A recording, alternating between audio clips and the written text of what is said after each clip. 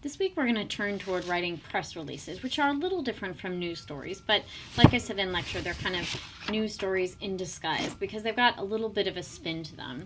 And there are a lot of reasons why you might issue a press release. If you have an event or an appearance that you want to promote, maybe you're introducing something new, so Apple has a new iPhone and they put a press release out about that. Maybe you're going to provide information about some breaking news event that involves your organization. When I was in the Capitol, the governor would make some announcement and every legislator would weigh in on what the governor had proposed. Sometimes you want to use a press release to make an announcement. So you're hiring a new coach, and then you would make that announcement in a release. You can publicize anniversaries. You can present survey results or data collected by your organization. Maybe you need to alert citizens about a safety issue or a health issue. There's an outbreak of a disease and you want people to know what they should do to protect themselves. That would call for a release. And then just, general updates for the community can also come in the form of a press release. And releases are really the easiest, most inexpensive, direct ways for PR professionals to reach media with a variety of different stories. And an organization may spend money on what's called paid media, so that ad time that has to be purchased. The real benefit from PR is so-called free media. And so what do we mean by that? What we mean is that the mentions in news media are often more powerful than advertising.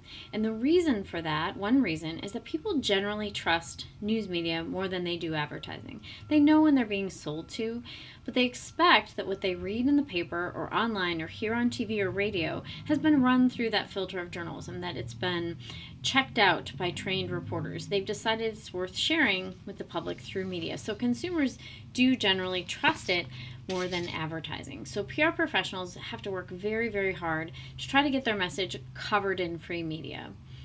And these messages do find their way into media. Studies show that at least half of the content in newspapers originate with a press release. And some of them may get run word for word, but reporters are under no obligation to cover a story the way you want them to. All that being said, the wall between PR practitioners and the audience they're trying to reach is coming down a bit. And that's why I show you the UW-Madison webpage here, because public relations people no longer necessarily need the free media the way that they used to reach that desired target. Because of technology and social media, they're able to talk more directly to that audience. UW-Madison has huge followings on its Facebook page and on Twitter.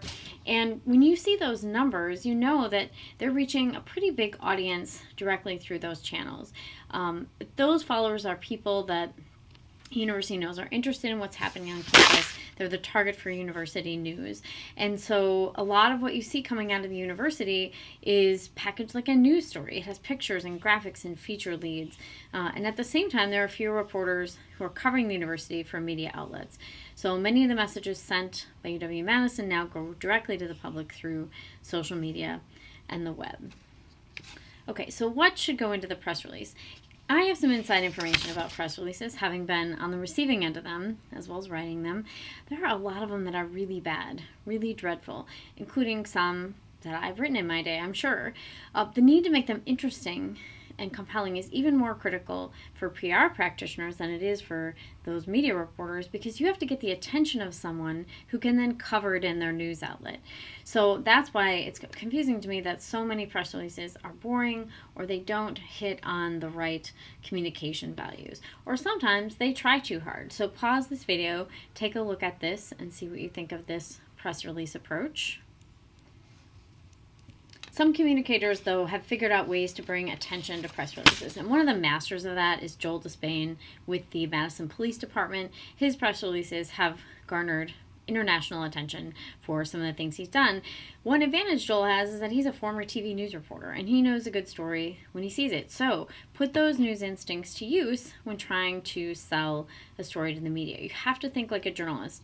Make sure you provide the equivalent of the nut graph in your release. So answer that so what question. Why should a reporter raise awareness of the story by writing about it or talking about it on TV? Getting at the why is really critical to get into your press release high up.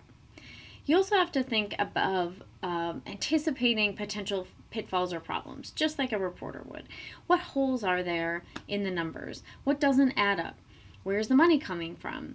PR professionals need to think ahead about the potential landmines to prepare answers or defenses if necessary. So when you're writing a press release, remember all of the lessons about writing an effective story, go back to those. When we told you about leads in news stories, we told you don't just tell us that something happened, tell us what happened. And that same advice applies for press releases. If you're announcing a new device or service, don't just say you're launching it. Tell the reporter why it's new or revolutionary or important. So there has to be a reason that your organization or business is taking this step, and you want to make that clear to the reporter. That might provide the news hook that's needed to generate enough interest in the story that the reporter decides to run with it. I always tell people starting out with this to think about what you would want the perfect story to be. So if the reporter were to run your press release word for word, or to take your spin on the story, what kind of tone and content do you want that to have? So you want to present the press release as the dream story and hope the reporter will absorb as much of that as possible. A few practical tips. Press releases generally should have summary leads that offer news hooks to the reporters that might cover it. So you want to cover all of those W's, especially the why and the how. Those are the elements that can make or break a press release, because that's what's going to give the reporter a reason to cover you. Leads in press releases are generally more positive than what you would see in news stories. After the lead and any basic information about the news you're offering, you want to tell your story in that inverted pyramid style. It's effective and people expect to see it. After you've had that initial lead and basic information, it's good to have a backup quote to support your message. And after all of our talk about not putting words in other people's mouths or thoughts in their head, here's one area where it's okay to take some license, because the quotes in press releases are typically written by PR staffers. They're not actually said by the executives or leaders that are quoted themselves. That's why when we use something from a statement, we have to say that it came from a news release or from a statement. Most PR people will actually work hard to be sure they're not named or quoted in stories. Their job is to really be in the background. And so in the real world, executives would approve those quotes before they're sent out in a press release. But you do want to include some quotes that can give some more heft to your story. And depending on what story you're telling, a press release might need to be accompanied by photos or graphics that'll help you tell that story. All of those storytelling elements can come into play here as well.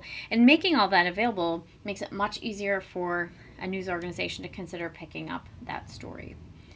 A couple other rules. Make sure your headline is compelling. You have a really limited amount of time to get a reporter's attention, and a boring headline is just going to send that release right to the trash. 2, avoid jargon. You know all the terminology used by insiders at your company or your organization, but the general public doesn't. And the reporter doesn't want to wade through all of that and translate it on deadline. So be direct, be clear, do that translation on behalf of the reporters, and write and edit your release like you would a news story. A well-written, easy-to-read press release is far more likely to get picked up in the media than one that's too jargony or confusing. So apply that same rigor that you would to a story. Pay attention to style and structure and grammar, and spend time proofreading and editing it for grammar and style. Press releases should use AP style. And it's pretty typical for press releases to go through some level of review, so be sure that you have that backstop. But it's still your responsibility to make sure it's accurate. And then as you get into more sophisticated PR, you want to think about which reporters you're going to target with which releases. Different news outlets have different priorities, and so part of a PR professional's job is to figure out which ones are most likely to pick up a story. So good luck, have fun, and I will see you in lecture.